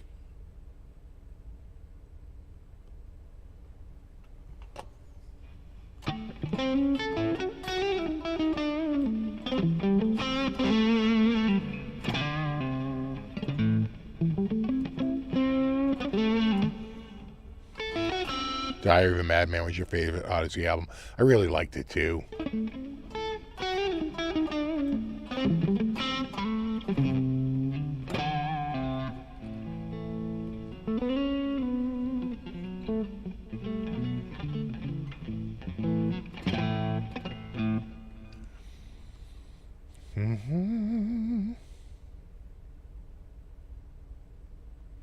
Yeah, the rumor was that Randy was thinking about going solo, but it's tricky because, you know, I mean, he might have been able to do it.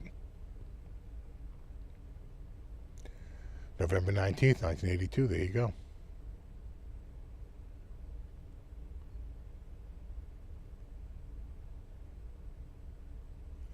Yeah, I don't think Brad had any originals with Ozzy.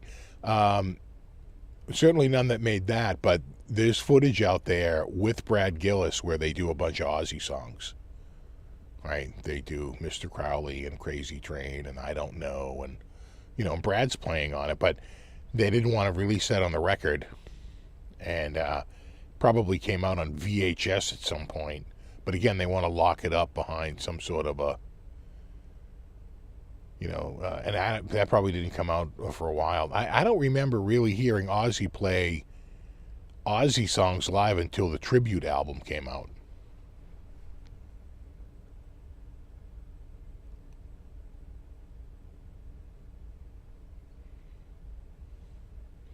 You don't think Eddie liked Randy? You know, Eddie seemed to have a kind of a beef with a lot of dudes. You know, he was dissing. I was getting pissed because he was dissing Hendrix. And I was like, dude, what are you talking about?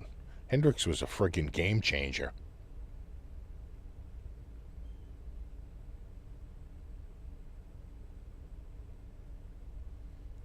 Yeah, you have the live DVD with Ozzy and Brad. Yeah, Brad Gillis, yeah. And they do a bunch of Ozzy songs on there too, right? It's not just Sabbath songs, unlike the record. I just think that they didn't want to dilute the Ozzy content with the live stuff. Well, Brad was in Night Ranger, and then he was on the tour until he was just a stopgap because Randy died on tour, so they bring in Brad Gillis to finish out the tour, and then Jakey Lee gets brought in. He's there for 2 albums, right? Bark at the Moon and Ultimate Sin. And then he's gone, and in comes Zach, who looks so young. And then after Zach, who was it? Gus G?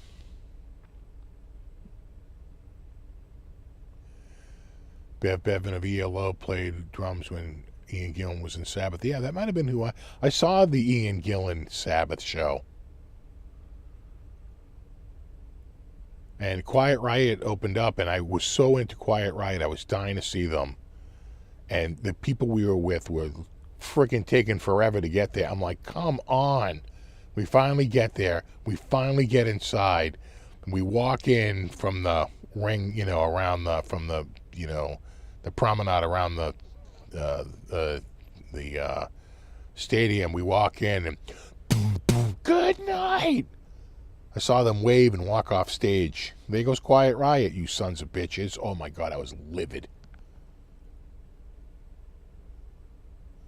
Zach was 19. Yeah, no, there's an image of him like on a very early Guitar Player or Guitar for the Practicing Musician or Guitar World. And man, does he look young.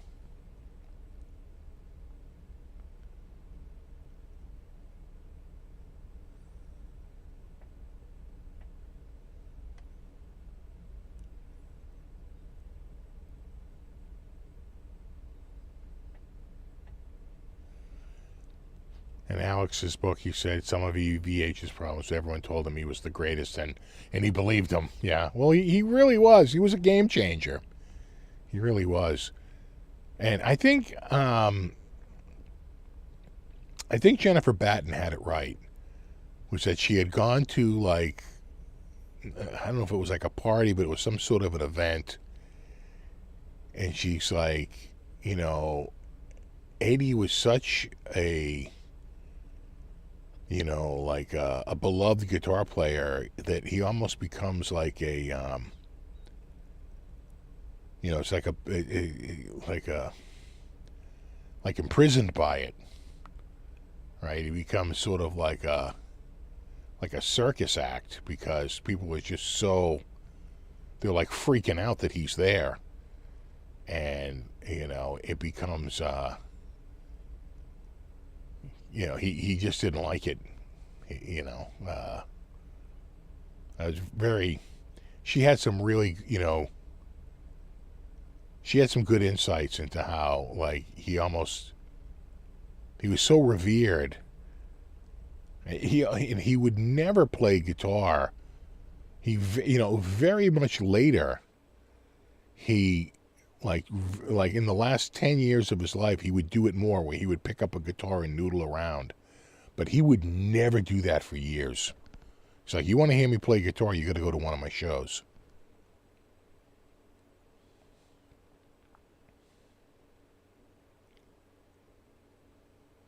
Met all the dudes in Quiet Riot. What a bunch of party animals, yeah. Yeah, when you were not yourself, yeah. No, those guys were, I think only, is it Rudy Sarzo and Carlos Cavazo the only ones left, right? I think there's certainly Kevin Dubrow passed away years ago, but I feel like, who was it?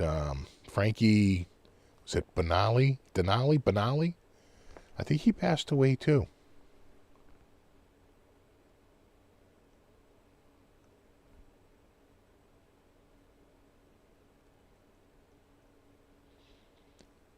Bernie Torme, he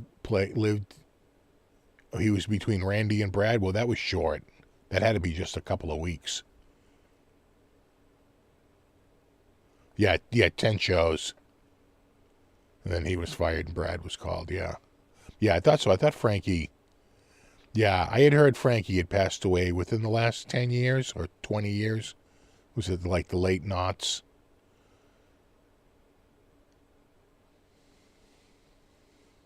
Yeah, I think Carlos Cavazo is playing in. The last time I saw, he was playing in Rat. Right, he along with Warren DeMartini. I still see what's his name, Rudy Sarzo. I see him at the NAMM show all the time. He's still active. He's still out there and around.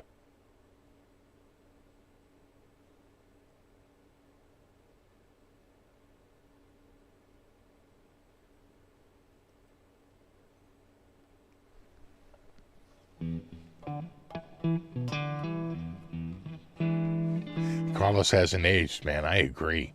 Carlos, the last time I saw him, and again, it was probably within the last 10 years, he looked friggin' amazing. You're right. He's one of those guys that just hasn't aged.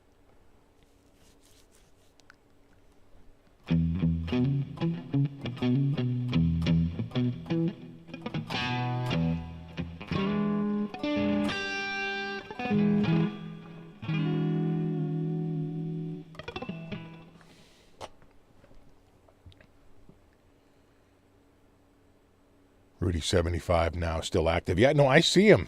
He's out and about. I've seen him at the NAMM show countless times, just walking around. You'd see Rudy Sarzo all the time.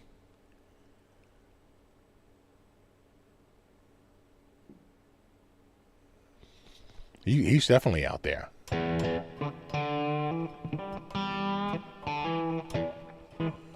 Who else have I seen walking around? Nam. Michael Anthony once. Stevie Wonder.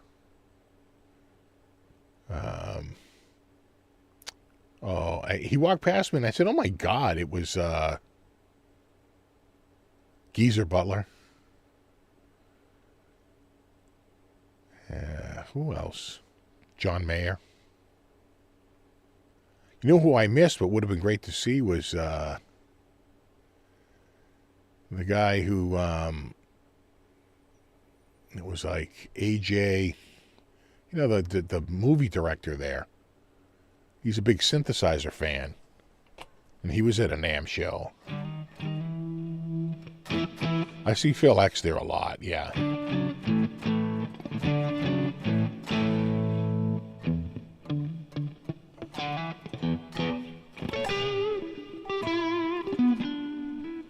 It's been staying in pretty good tune. And you know what? This was a one where I really had to stretch the strings out.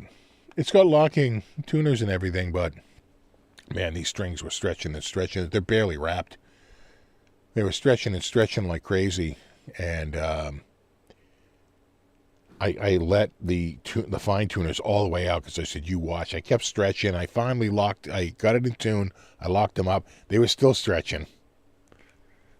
I got it though.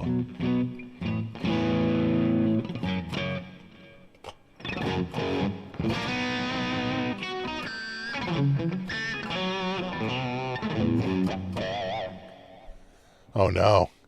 Your wife threw your Quiet Riot jean jacket away? Damn it. Oh man.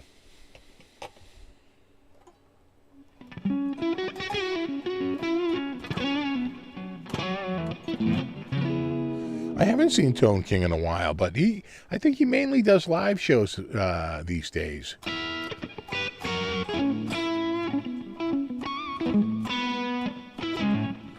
You don't do any setups on the guitars? You know, it's pretty rare. That Gibson SG I recently had, the modern, I needed the truss rod tightened. The neck was kind of really bowed forward. But that took 2 seconds. Pulled the plate off. You know, yoink, yoink, and then, oh, perfect. Right? That was fine. This one, I felt like...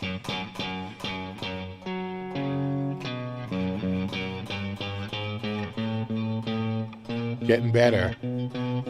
But I think down here,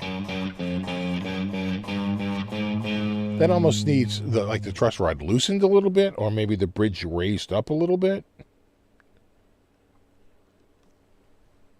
I'd have to take a look at the neck, but you know, you don't have time to do it. You know, especially not on this one. I didn't have the time to do it, but you know, I tried to because you know you want them to be presentable. The other thing is like when you have the action too high, it's tough to keep them in tune because as you press down on the string, it goes out of tune. So your intonation gets all wonky because of the distance it takes to push it. You push the string tight. Was he live last Friday? Yeah, see, I missed it. See, I very often miss it because I friggin' fall asleep. So he's out there.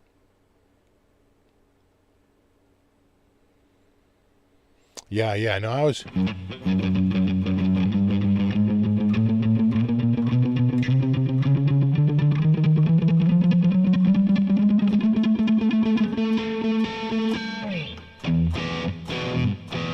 I feel like the bridge needs to come up a hair.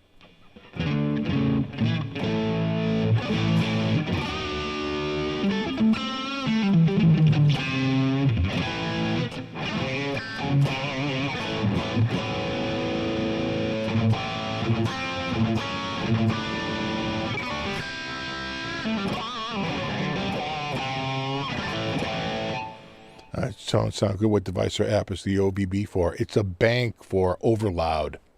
OV is overloud and B is bank. Overloud bank.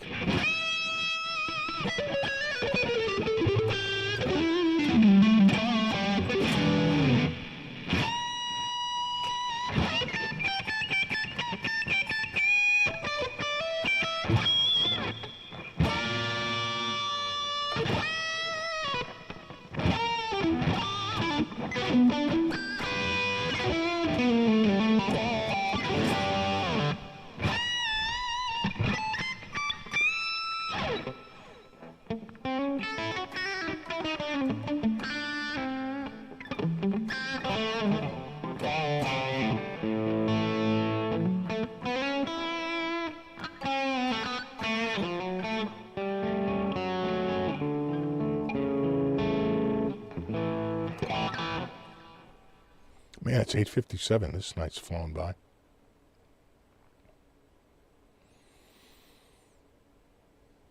I'm going to wrap it up in a few minutes.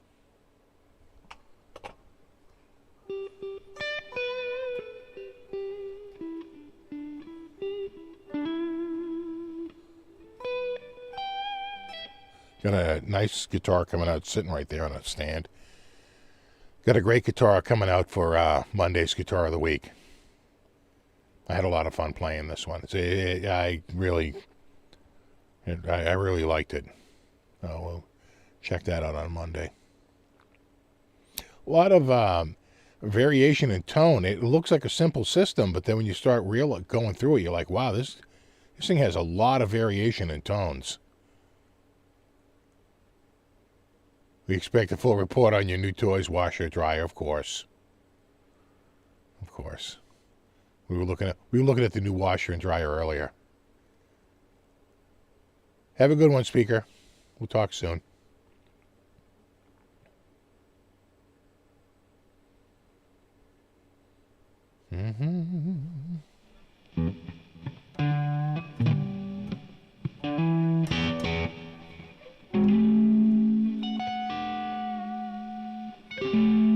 Have a good one, Tony.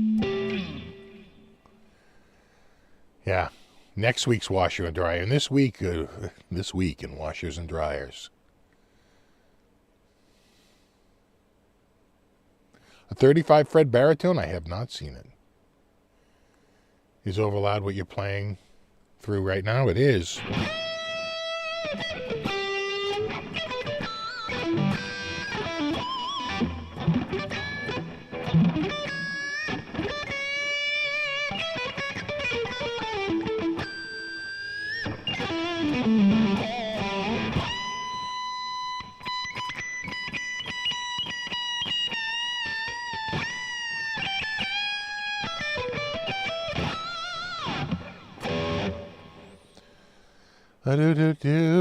All right, guys. We're just hitting 9 o'clock here. You guys have a wonderful week. Check out Monday's Guitar of the Week. I really dug making that. I had made that video day before yesterday, I think. Was it yesterday? Day before yesterday? Cranked that video out. So that'll be out Monday at noon. I've sort of targeted noon as the release time. So check it out Monday at noon. You guys have a wonderful week. We will do it all again in a week. And until then, have a great week. All right, I'm off. And I got to move this, and then I got to click this. All right, guys. Later.